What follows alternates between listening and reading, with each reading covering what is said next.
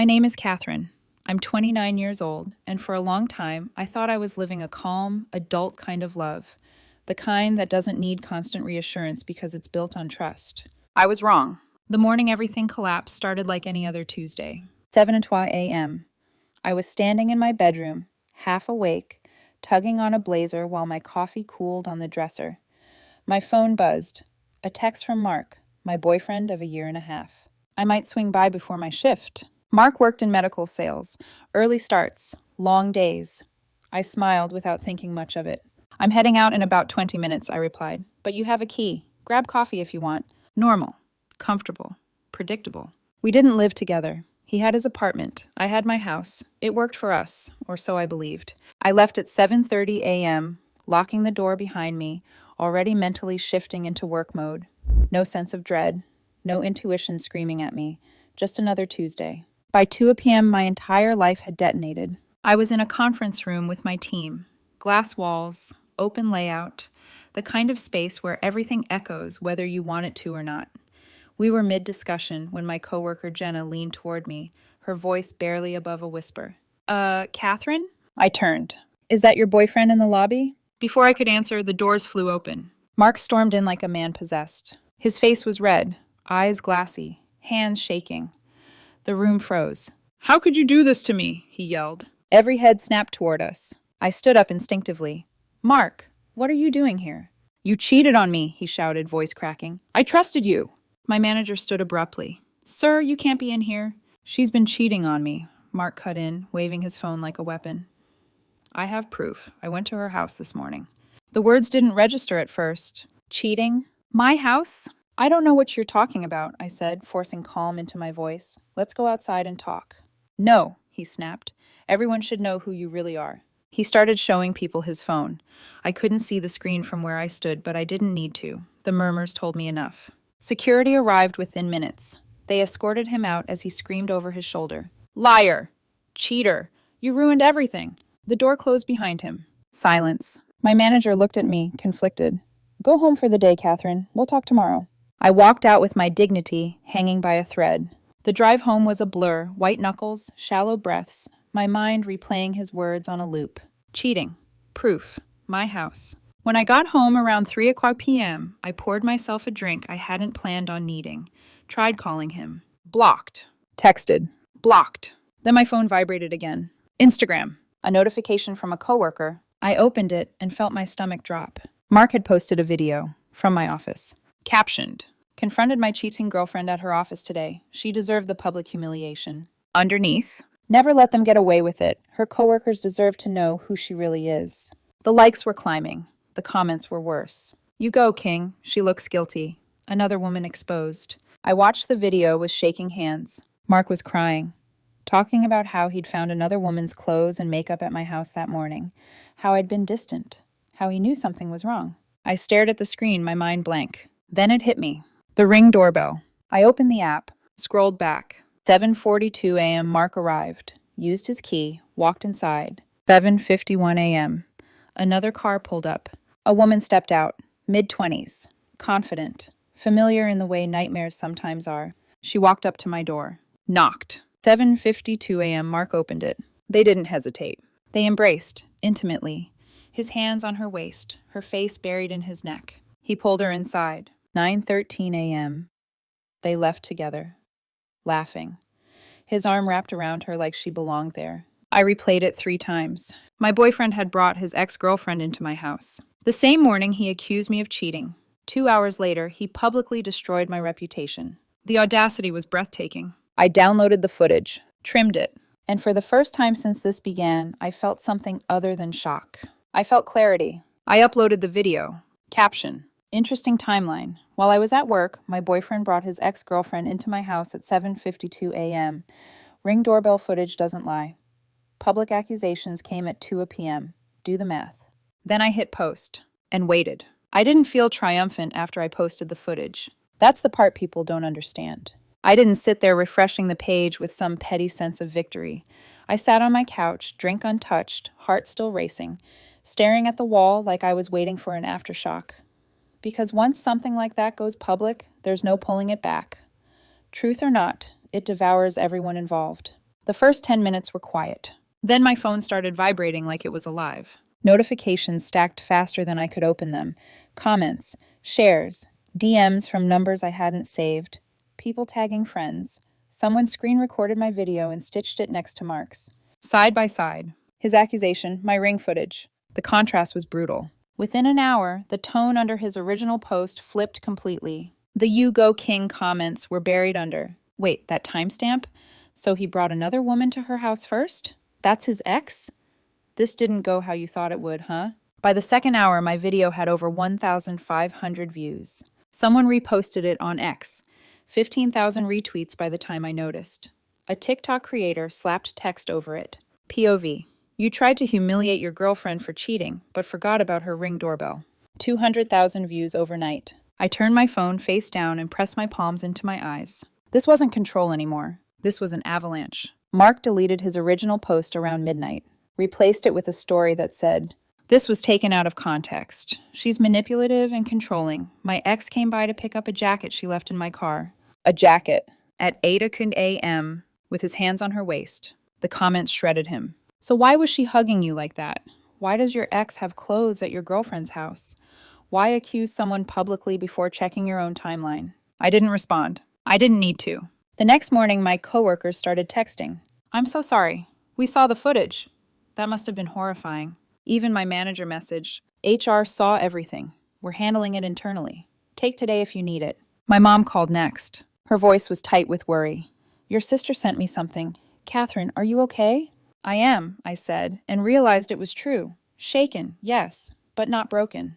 Then came the friend group implosion. One of Mark's closest friends, the same woman who'd commented fire emojis under his original post, sent me a DM. "Okay, I need to ask, did you actually know his ex was coming around?" I replied honestly. "I found out through the Ring footage, same as everyone else." Typing bubble, long pause. "He told us you were accusing him of cheating for weeks, that you were checking his phone and controlling who he talked to." I laughed out loud. A sharp, humorless sound. "I never checked his phone. Didn't even know he was talking to her." Another pause. "This is messed up. I'm really sorry. We believed him." That message cracked something open, because suddenly it made sense. He hadn't panicked that morning. He'd prepared. For weeks, apparently, Mark had been laying groundwork, painting me as jealous, unstable, possessive, setting up a narrative so when he got caught, he could flip the script and make himself the victim. Except he'd miscalculated one thing, my front door. One by one, his friends reached out, apologies layered with disbelief. And then, the woman from the footage commented, "His ex. I had no idea he had a girlfriend. He told me they broke up weeks ago. I wouldn't have gone over there otherwise." So he'd lied to both of us. Told me she was just someone he used to know. Told her I was already gone. That night, his mother called. I almost didn't answer. But curiosity won. "Catherine," she said softly, "I saw what happened online. I'm so sorry." Her voice carried something I didn't expect. Shame. "She's always been dramatic," she continued. "But this, showing up at your work, lying about the timeline, I raised him better than this." I swallowed. "I appreciate you saying that." "He's at your house right now," she added quietly, crying, saying you ruined his reputation. I laughed. Not because it was funny, but because the irony was unbearable. "I posted security footage," I said. "He ruined his own reputation." "I know," she said. "I told him the same thing. He's not listening." When the call ended, I felt something settle inside me. Validation hits differently when it comes from the person who could have defended him, and didn't. I thought that would be the end of it. I was wrong. Just after midnight, an email came through. Subject, "We need to talk about damages." I opened it. Posting that video violated my privacy and caused emotional distress. I've spoken to a lawyer. You owe me $5,000 for reputational harm if you want to avoid court. I stared at the screen, then forwarded it to my friend Rachel, an actual attorney. She called me within 10 minutes. "Catherine," she said, amused, "he has no case. You posted footage from your own property. Truth is a complete defense. Also, save that email. That's borderline extortion." I exhaled for what felt like the first time in days. Should I respond? "Absolutely not," she said. "Silence is power. If a real lawyer contacts you, send it to me." I closed my laptop. Outside, the street was quiet.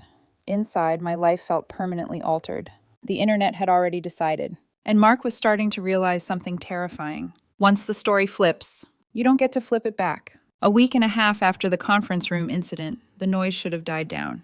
Online scandals usually do. This one didn't, because Mark wouldn't let it. First came the image rehab attempt. He posted a long Instagram story in soft, grayscale tones. Quotes about toxic relationships, mentions of mutual mistakes, vague references to healing and personal growth. No accountability, no mention of the ring footage, no explanation for why his ex-girlfriend was in my house at sunrise. The comments eviscerated him. Why are you being vague when we saw the timestamps? This isn't self-growth, it's avoidance. So are we just ignoring the cheating part?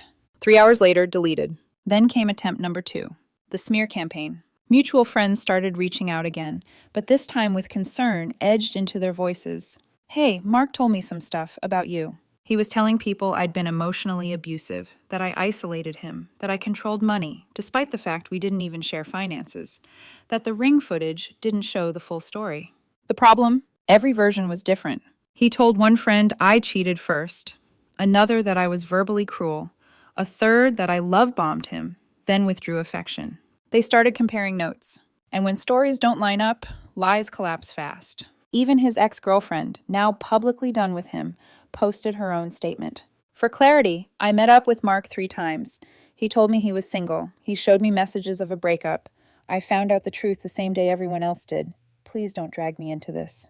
That post was the nail in the coffin. 2 relationships, 2 narratives, 1 manipulator. But desperation doesn't go quietly. Thursday afternoon, my manager called me into his office. Did Mark file a police report? My stomach dropped. For what? I asked. 2 officers came by this morning, he said. He's claiming you harassed him and posted video to damage his reputation. I actually laughed, a short, disbelieving sound. They watched our security footage, my manager continued. They saw him interrupt a private meeting, cause a scene, and get escorted out. They also reviewed the ring footage. It's very clear. Am I in trouble? No, he said firmly. If anything, we're considering trespassing charges. He disrupted business, nearly cost us a client. That meeting left me shaken, because this wasn't just denial anymore. This was escalation. That evening, my phone rang from an unknown number. I answered cautiously. Hi, is this Catherine Whitmore? Yes. This is Officer Daniels. We're following up on a harassment claim. 30 minutes. That's how long I spent walking a stranger through the worst chapter of my life. Timelines, screenshots, footage, blocked numbers. And you haven't contacted him since posting the video? The officer asked. No. And you haven't gone to his home or workplace? I don't even know where he works. There was a pause. All right, he said. There's no harassment on your end. Posting security footage from your own property is legal. If anything, he's the one who showed up uninvited at your workplace. Document everything. If he contacts you again, call us. When I hung up, my hands were shaking. Not from fear, but from exhaustion. Saturday brought a new kind of humiliation. Photos surfaced from a brunch downtown, a support gathering for Mark, sunglasses indoors, tissues, hands clasped dramatically. Caption: standing by our friend during this difficult time. The comments were merciless. Supporting him for getting caught. Did we watch the same videos? This is embarrassing. One woman commented something supportive and got dragged so badly she deleted it within minutes. Social consequences move quietly, but they move fast. Mark lost most of his friend group in days. Then came the email. Different address, same tone. Subject, final offer. I'm willing to forget this if you take down the video and pay $3,000 for damage to my career. People in my industry have seen it. This is your fault for making it public. I forwarded it to Rachel. Her reply was instant. LOL. He doesn't have a lawyer. This is a bluff. Real attorneys don't negotiate through Gmail. Don't respond. So I didn't. By then, my video had over 8,000 views. The TikTok was still climbing. The narrative was cemented. Mark could threaten lawsuits. He could cry victim. He could rewrite history as many times as he wanted. But once the truth is time-stamped, it stops being a debate. 3 weeks after Mark stormed into my workplace, the chaos finally ran out of oxygen. Not because he stopped trying, but because there was nowhere left for the lies to land. The legal threats never materialized. No lawyer, no lawsuit, just silence where intimidation had been. Through a mutual friend, I learned the truth. The lawyer Mark kept referencing was his cousin, someone who worked in real estate contracts, not litigation. Apparently, even he told Mark there was no case and to let it go. Mark didn't take that well. The police matter fizzled out too. After reviewing footage from both my Ring camera and my office building, they closed the file. No charges, no warnings, just a note that he had shown up uninvited and caused the disturbance. Work at least stabilized. My company filed formal trespassing notice against Mark. If he showed up again, it wouldn't be a scene. It would be a crime. My boss apologized for the initial discomfort and confirmed the client we almost lost stayed on. "You handled yourself professionally," he said during my review. "Under pressure." That meant more than he knew. Social media moved on the way it always does, suddenly and completely. My video was eventually taken down after Mark mass reported it with the last few friends who still believed him. By then, it didn't matter. It had been saved, reposted, remixed. The internet never really forgets. It just gets bored. Mark's ex-girlfriend blocked him on everything after he tried to blame her publicly. She told mutuals he'd been texting her for 2 months before that morning, always initiating, always insisting he was single. Out of his original friend group of 8, 2 still spoke to him. The rest either confronted him or quietly disappeared. Even the friend who'd screamed "Yes, King" in his comments posted a public apology to me. "I should have asked questions instead of cheering," she wrote. "I'm sorry." The last update came from his mother. She called me one evening, voice tired. "I wanted to apologize again," she said. "Mark's moving back home. He can't afford his apartment anymore." I didn't ask why. She explained anyway. He quit 2 shifts because he said people were looking at him differently. Now he's short on rent. I told him those are consequences, but he's not hearing it. That conversation stayed with me. Not because I felt guilty, but because it confirmed something important. I hadn't destroyed him. His own behavior did. 5 days after that, I got one final email. Another address, same sender. "I know I messed up. I was confused about my feelings and made bad choices. I miss you. Can we talk? I think we could work through this if you just hear my side." No apology. No accountability. Just confusion and an invitation to re-enter the chaos. I didn't respond. I blocked the address. And that was it. The hardest part of all this wasn't the public humiliation, or the false accusations, or even watching my name dragged through comment sections by strangers who didn't know me. It was realizing the man I loved was capable of preemptive cruelty. He didn't just cheat. He tried to destroy my reputation first, so when the truth came out, no one would believe me. If I hadn't had that Ring doorbell, I would have been the villain in his story forever. Instead, I got the truth, changed my locks, updated my security settings, took a break from dating, because trust takes time to rebuild. My coworkers respect me more now, not because of the drama, but because I didn't scream back.